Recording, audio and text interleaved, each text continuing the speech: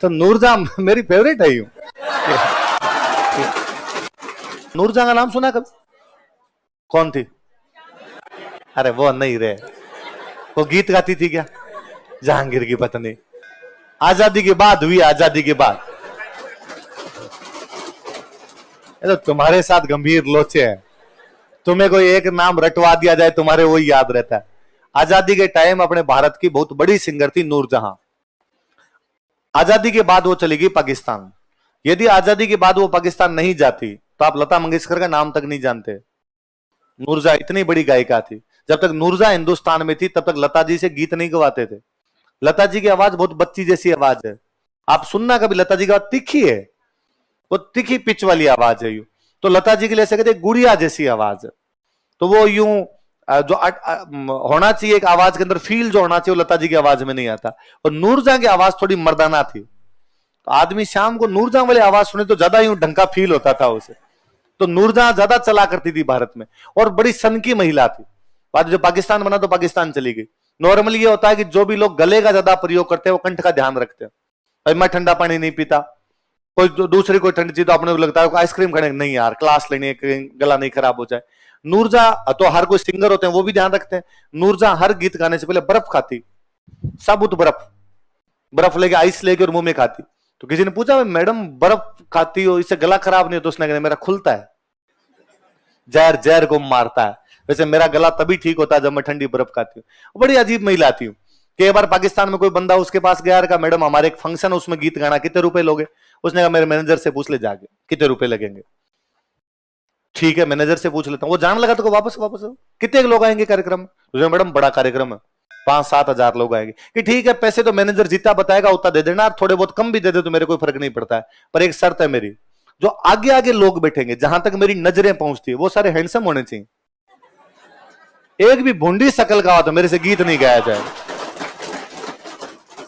मुझे कई बार लगता है कि यार ठीक रहा पहले मरमुरा गई, वरना अपने को तो कार्यक्रम नहीं देती हो। तो उठ के जाओ रे, तुम्हारी शक्लें अच्छी नहीं है, तुम यहां देख ही नहीं सकते। अपने टाइम की पाकिस्तान की बड़ी दिल फेंक महिला हुई थी, उसके उस टाइम पता नहीं कितने अफेयर थे। तो एक बार किसी पत्रकार ने पूछा कि भाई मैडम आप, हमने सुना आपके खूब सारे अफेयर हैं, तो कितने अफेयर रहे, किन किन लोगों से अफेयर रहे, नाम बताओ। तो उसने पंजाबी में कहा कि छड़ परे की करना होन पूछ के, क्या करेगा आप छोड़ दे। पत्रकार इस मामले में हरामी होते हैं। पत्रकार वापस की नहीं नहीं बताइए प्लीज। तो उसने कहा लग गिन, तेन 1 मिनट दे दिया गिन ले, 1 मिनट में जितने गिने जाए गिन ले। तो उसने 1 मिनट तक क्यों बोलना शुरू किया। तो वो पत्रकार बेचारा 1 2 3, 1 मिनट बाद कहा किन्ने हो गए? तो उसने कहा 16। 1 मिनट में उसने कितने बॉयफ्रेंड के नाम बताए? 16। तो वो जैसे कहता है 16, नूरजहां शर्मा की और कहती ना करते 16 तो हो ही गए।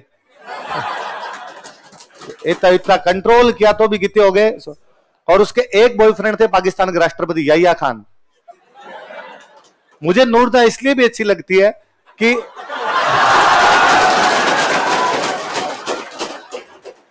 1971 वाला युद्ध है, 1971 में बांग्लादेश के अंदर हम लड़ रहे हैं, है ना, भारत पाकिस्तान के खिलाफ बांग्लादेश को आजाद करवाने के लिए लड़ रहा है।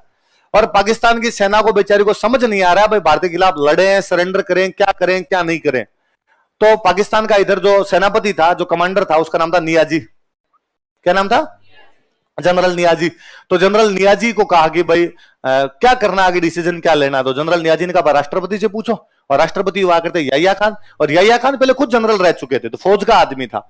तो शाम को फोन करवाया उधर बांग्लादेश, ढाका से कराची फोन गया, इस्लामाबाद फोन करवाया उधर कि भाई पता करो, याहिया खान से पूछो कि भाई युद्ध जारी रखना है, सरेंडर करना है, क्या करना है। तो कहा साहब याहिया खान को डिस्टर्ब नहीं कर सकते। क्यों? तो अभी याहिया खान के पास मैडम आए हुए हैं। मैडम यही थी। तो पाकिस्तान वालों को निर्देश ही नहीं मिला, कोई निर्देश नहीं मिला, तो पाकिस्तान सरेंडर कर गया। तो नियाजी ने बाद में सरेंडर कर दिया था।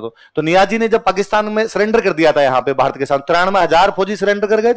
दुनिया के इतिहास में ऐसी कभी घटना नहीं हुई कि इतने सारे फौजी एक साथ सरेंडर कर जाएंगे। 93,000 पाकिस्तान के फौजियों ने हाथ जोड़े, हथियार डाउन किया और कहा काली गाय है, धूड़ खाई, आइंदा से नहीं खाएंगे, आजाद छोड़ो। 93,000 का सरेंडर करवाया था हमने। अपनी तरफ से साइन करवाने के लिए गए थे जगजीत सिंह अरोड़ा। कौन गए थे? जग्गी अरोड़ा साइन करवाने गए। उधर से नियाजी साइन करता है। तो नियाजी बाद में इतना अलोकप्रिय हुआ पाकिस्तान के अंदर कि लोगों ने, जो भी पाकिस्तान में नियाजी थे, उन्होंने नाम क्या कि नियाजी लगाना बंद कर दिया। पाकिस्तान में नियाजी मतलब गद्दार कि नाम क्या कि नियाजी नहीं लगाना है। इमरान खान नियाजी है, इमरान खान। इसलिए पाकिस्तान में आप सारे नेताओं के नाम के आगे सरनेम देखते हो, इमरान खान के आगे सरनेम नहीं है। शाहबाज शरीफ, शरीफ सरनेम है। बेनजीर भुट्टो, भुट्टो सरनेम है। आसिफ अली जरदारी, जरदारी सरनेम है। इमरान खान का सरनेम क्या है? इमरान खान नियाजी है। इसलिए बेचारा इस डर से नहीं लगाता कि जैसे मैंने लिखा इमरान खान नियाजी, पाकिस्तान वाले कहेंगे गद्दार है। तो नियाजियों की जितनी बुरी हालत हो गई थी, तो नियाजियों की बुरी हालत भी इस चक्कर में होगी क्योंकि नियाजी ने सरेंडर किया था। नियाजी इस चक्कर में सरेंडर कर गया, याया खान से डायरेक्शन नहीं मिला। याया खान से क्यों नहीं मिला? कि मैडम आए हुए थे। तो मैडम कौन थी? और वो हमेशा पाकिस्तान की सेना को कहता था कि वो अपने कमांडर्स को बुला के हमेशा कहता याया खान कि यार तेरे से अच्छा तो मैं मैडम नूरी को यदि जनरल बना दूं तो अच्छी फौज संभाल लेगी। तो नूरी की इतनी बातें मान लिया करता था, पर बाद में युद्ध ही हार गए। एक पाकिस्तान का बैट्समैन था, मैं नाम भूल गया, उसका बाद में हाथ टूटा था, वो भी नूरजहां के चक्कर में टूटा था। वो एक बार घर पे था और अचानक दूसरा आ गया तो कूदा था पहली मंजिल से।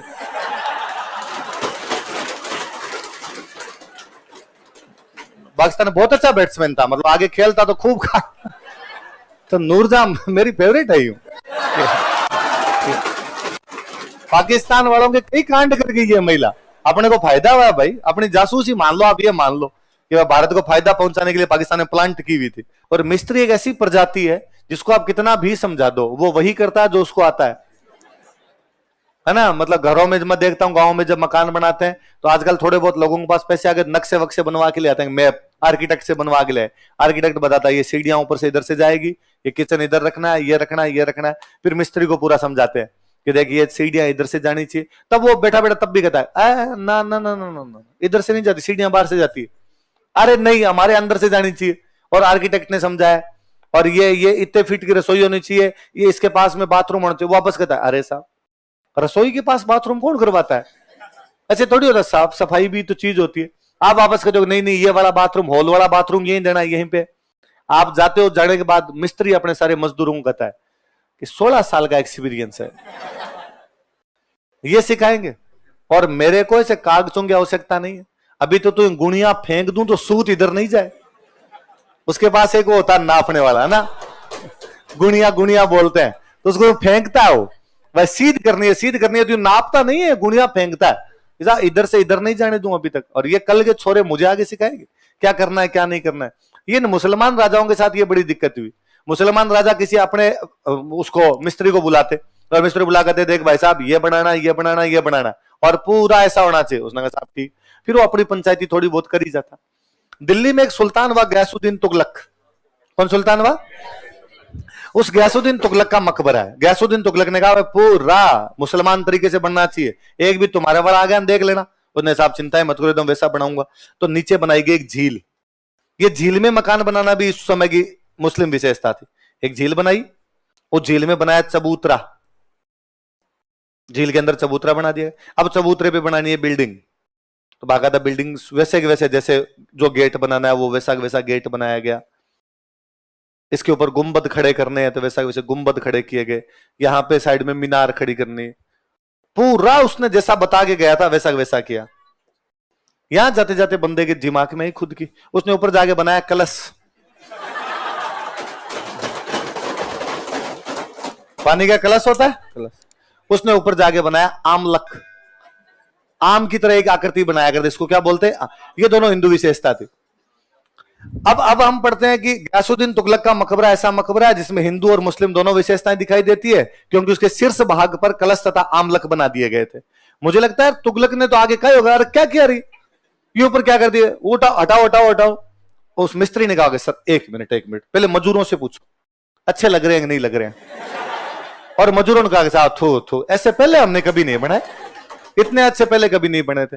कुछ चीजें आदमी इसलिए भी कर लेता है कि दूसरों को अच्छी लगती, आपको भले अच्छी लगे नहीं लगे। तो गयासुद्दीन तुगलक ने कहा अच्छा लग रहा है तो पड़े रहने दो आप। तो गयासुद्दीन तुगलक के मकबरे में हिंदू विशेषता भी आ गई। कौन सी आ गई? तो इंडो इस्लामिक में स्थापत्य कला की विशेषता का तो सबसे बड़ा कारण ही है कि या तो यहाँ की बिल्डिंग को तोड़ तोड़ के बनाया गया या यहाँ के मिस्त्रियों द्वारा बिल्डिंग बनाई गई, इसलिए उसमें इंडो विशेषता भी पाई जाती है। और कैसी पाई जाती है? इस्लाम।